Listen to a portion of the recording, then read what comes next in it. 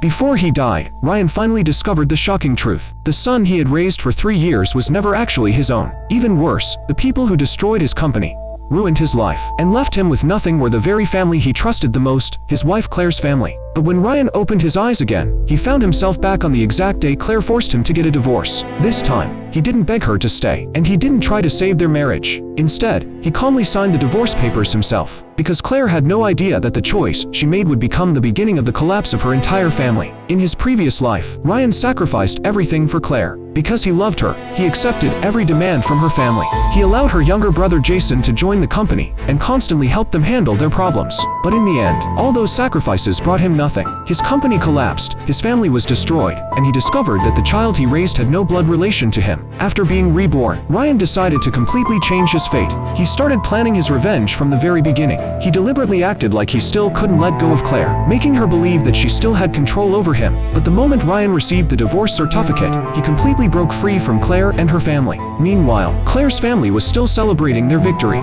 They believed Ryan would eventually come back and beg for reconciliation. They even planned to make Jason the company's vice president, and slowly take control of the company's finances. But what they didn't know was that Ryan had already begun his counterattack. His first move was removing all the relatives who had entered the company through connections. These people never truly worked, abused their positions, made fake expense claims, and even bullied ordinary employees. When Jason tried to falsely claim $100,000 for car repairs, Ryan rejected him immediately. After being fired, those relatives rushed into the office to create trouble. They demanded huge compensation and even deliberately damaged company property. They thought Ryan was still the same weak son-in-law, who would never dare to fight back. But this time, Ryan was no longer that person. He immediately called the police and presented the surveillance footage as evidence. In the end, they not only failed to get any money, but they also had to face millions of dollars in compensation for what they had done. After removing the biggest problems inside the company, Ryan began rebuilding his career. Using the memories from his previous life, he discovered future business opportunities ahead of everyone else.